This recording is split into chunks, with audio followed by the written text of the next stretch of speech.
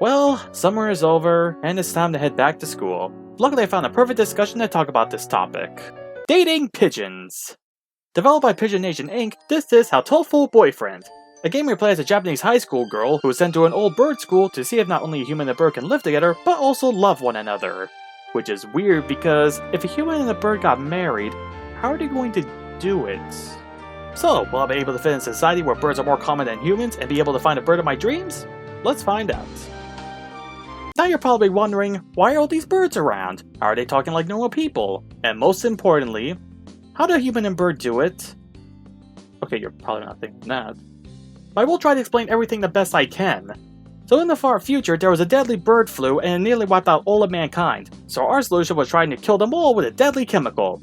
However, the chemical backfired and it made them intelligent and grew in size. So there was this human and bird war that lasted for many years and it did end in a peace treaty, but there's still some bad blood between some of the humans and birds. So a Japanese high school girl, Yoko Tusaka, what's that? I didn't say that right? I'm not Japanese, give me a break. Is sent in as a representative of the human race to the most famous of all bird schools to see if humans and birds can live in harmony. And marry.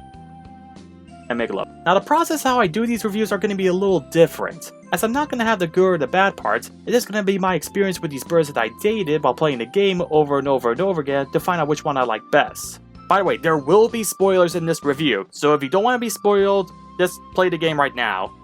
So 8 birds want to get up in my business, and I want to pick the right guy. So obviously we're going to start with the spoiled rich kid.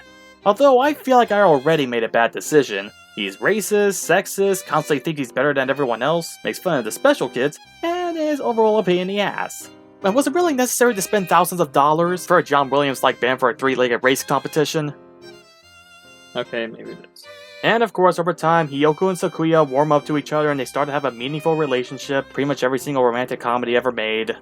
We do get to his story as that he wants to be a pianist, but his father doesn't allow it. As we hear from him that, just like Sakuya, he's also a pain in the ass. So that makes everything okay, right? By the end, he runs away from home. It comes to you to ask him what he should do in life. And to answer your question, yes, you do live in a cave with electricity and Wi-Fi. Somehow. It's the future, just don't ask. If he picked the right answer, he'll decide to continue studying music and goes to confront his father about it.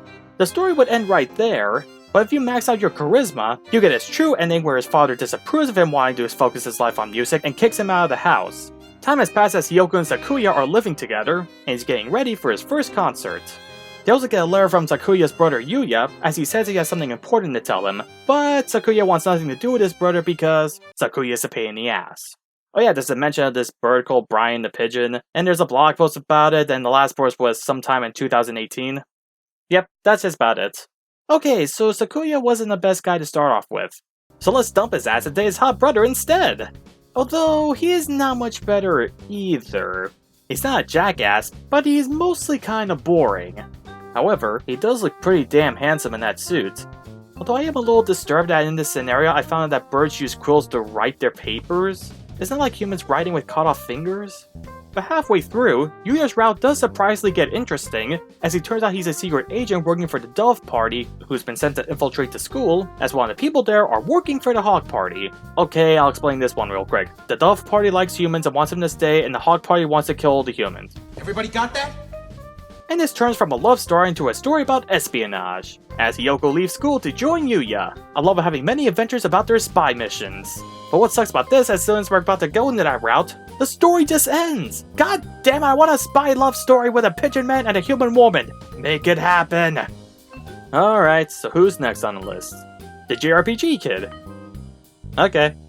Now in order to get this one, you have to either complete Yuya's story or Shu's story, as well as join the infirmary staff, along with taking math classes all the time, and last selecting the 4th option during Tanabata. And yeah, at first glance he may be crazy, talking about the end of the world, saying the doctor is some evil sorcerer, and crashing through the windows every time he makes his entrance causing property damage, but I have a good feeling about this one.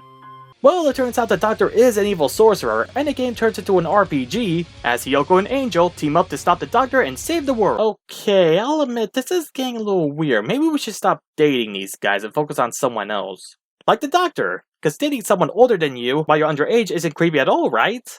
Now, Shu may have that creepy smile that would turn off any girl, but I see potential in this relationship. Yeah, there are some rumors about him experimenting on the students, cooking the dead ones and chopping up into the cafeteria food, and being a part of the Hawk Party, but that all sounds like urban legend to me. Well, yeah, I mean, he did say this creepy line, but it probably means disappearing to a nice vacation house in Maine. Which, by the way, go to Maine during the summertime, it's surprisingly really nice there. And he did cook me a meal for Christmas, so that was nice of him. Yeah, it looks like one of the missing students he pulled away to his nurse office, and it did come with a quill that looks like one of the kid's feathers. But come on, is he really that bad of a guy? You don't know him taking a lock of a young girl's hair means he's a pervert? Maybe he's just saving it for doctor stuff.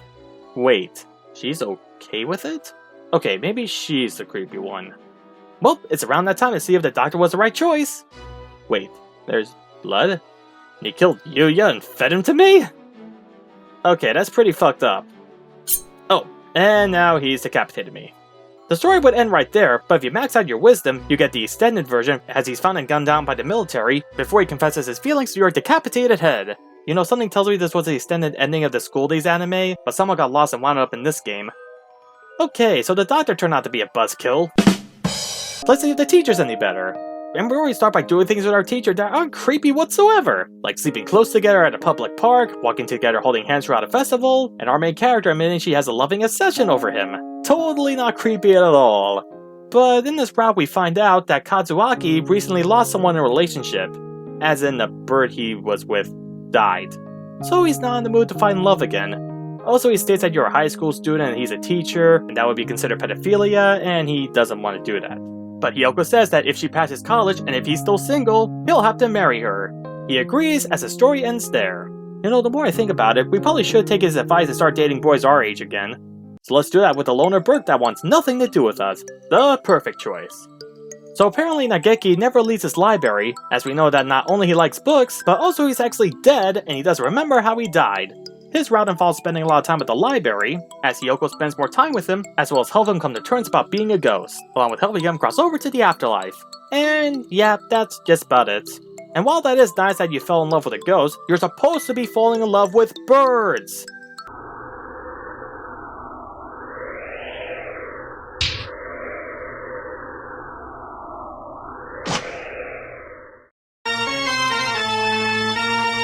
To be honest, that story was a little bit depressing, and I think we need a little bit of the wackiness back in this review. And I think we'll get that with Oko-san.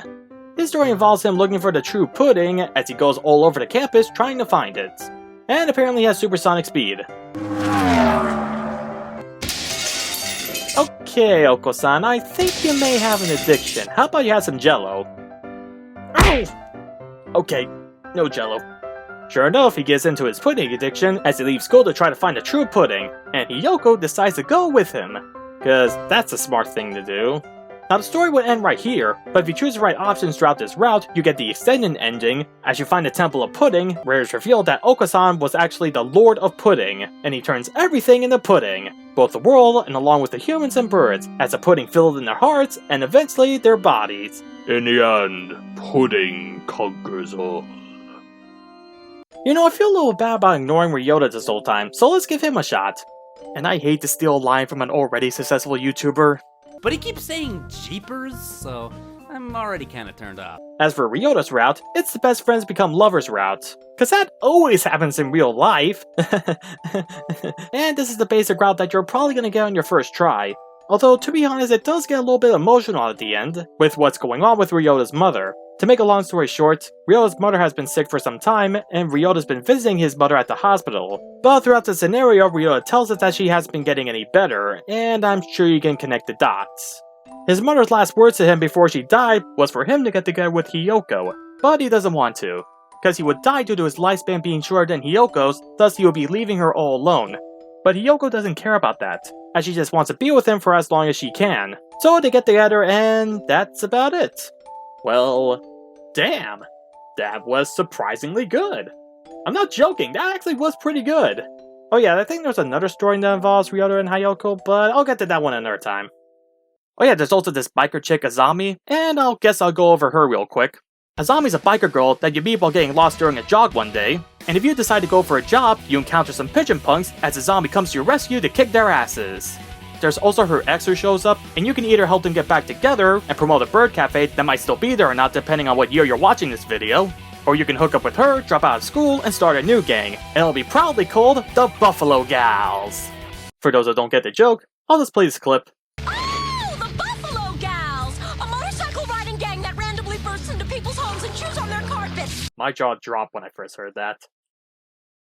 So which route do I like best? So far, my two top routes are Yuya's and Ryota's routes. Yuya because the sudden spy story that comes out of nowhere, and that can be said for Oko-san's route when he became the Lord of Pudding. And Ryota's route because it shows a decent character going through a harsh issue. In the end, I'm going to go with Ryota's route because this is an issue I think a lot of people can relate with, whether personally or they know someone who went through this tragedy. And sadly, that's what happens in life. One day, some of the people you meet in life do have to die one day, and it can be horribly unfair and painful, but that doesn't mean you are all alone, as this story shows that there are others willing to help you, as well as support you during those painful moments in life, so you aren't completely alone. I know that not everyone's going to have this type of help, but this story shows that it's worth it to seek that help and live life to the fullest with others while you still can, rather than giving up and living the rest of your life all alone. When did this video get so damn deep? I think we need to go into the Furry score. As for characters, we do have an assortment of characters for Hiyoko to interact with. And love. Once again, how would that work? We do have a variety of birds such as pigeons, doves, and parrots, and each one of them has their own personality, as well as whichever the player wants to date. But while I like most of the characters, there were a few that I found to be annoying or just not that interesting. I do think the selection of bird species were good choices, and as for the ones that I liked, with the exception of Ryota's route, when something interesting was going to happen, the story would just end around that point. 3 out of 5. As for design, there's just pictures of birds. That's it. I mean, some of them are in outfits or have hairstyles, but they're just PNG pictures of birds. And I do know that they have human portraits done in an anime style, but this is Furry Game Reviews, so I'm looking at the ones without the human portraits. 1 out of 5. As for behavior, we see a lot of birds acting like people, and only one of them acting more bird-like out of all of them. They also walk and fly, and also have some bird-like behaviors such as pecking food off the ground, as this type of behavior is more like an impulse for them. So despite them gaining human-like intelligence, they still have their bird instinct. Like flying out windows. Also, remind me never to go to a restaurant in this universe. Hi, are you ready to order? Yeah, could I get a large seed? Classic or home style? Home style, please. Sure thing. So basically, they act like people while sometimes acting like birds. 5 out of 5. As for world, it's humans living alongside talking birds. Now it is explained that birds take off more of the population during the war and the human race is endangered. But other than that, it's pretty much just our same world with our same landmarks that we have today. Which is a shame because I want to see some of the bird landmarks or statues that would replace the human statues in this world. As for holidays, it's the same holidays that we worship, since there's Christmas and Buddhist holidays in this world. Which begs the question, does that mean there are Jewish birds? And they also have holidays meant for some birds rather than humans, such as the Valentine's Day equivalent, where you buy seeds for your special sunbirdie and throw them on the ground for them to peck at it. Intelligent birds my ass. I'm gonna give this one a 5 out of 5. And the overall score is a 3.5 out of 5. It's talking birds in the modern day world, and I do like the birds' behavior around this environment, but as for design, they're just PNG pictures of birds.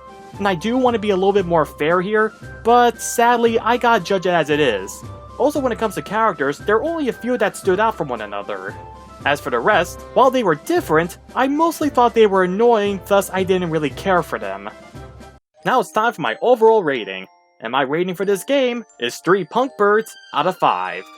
There is some of the wackiness that I liked, but my main problem is with some of the characters. I only ended up liking very few of the cast members throughout the game, and there are some stories that are deeper than I thought, such as Ryota's route, which can be a good thing. But as for some of the stories that I liked earlier, when the story was about to get interesting, it would just end right there. Maybe in the Christmas special they dive more into them, but I'll get to that one another time, because I already have another Christmas special in mind. And this video is already too long, so I might as well just end it right here. I'm LeoCrit, and this has been Furry Game Reviews. Don't forget to like, comment, subscribe, and I'll see you next time!